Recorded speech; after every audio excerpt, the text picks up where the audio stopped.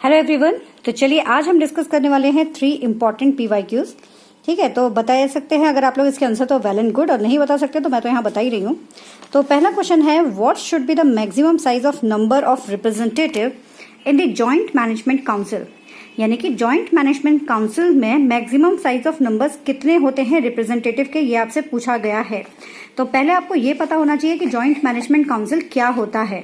ठीक है, तो जॉइंट मैनेजमेंट काउंसिल बेसिकली ये जो है ये इसलिए क्रिएट किया जाता है कि जिसमें आपके नंबर जो रिप्रेजेंटेटिव्स होते हैं एम्प्लॉयज और एम्प्लॉयर्स के वो आपके इक्वल होते हैं। ठीक है ना, वो इक्वल नंबर्स आपके होंगे।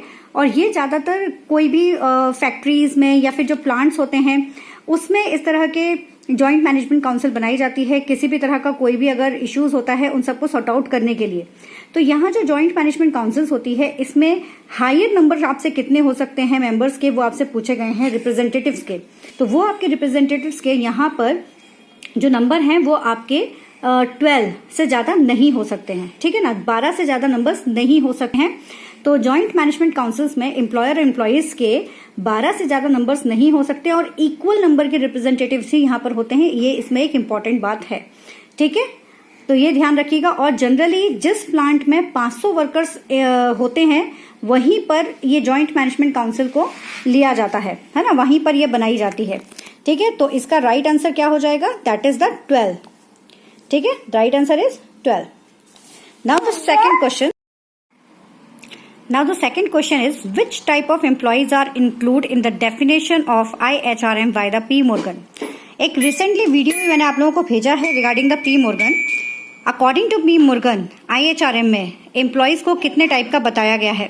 तो अगर आप लोगों ने मेरी IHRM की क्लासेस ज्वाइन की हुई हैं तो आप आसानी से पहचान जाएंगे कि कौन से वो 3 है।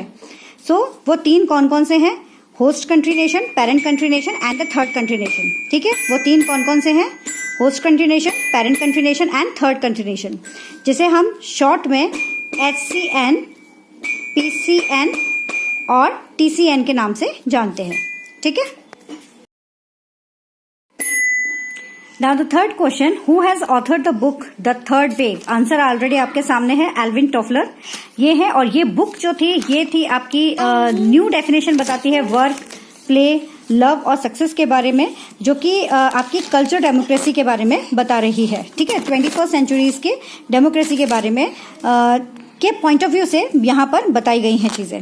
ओके, सो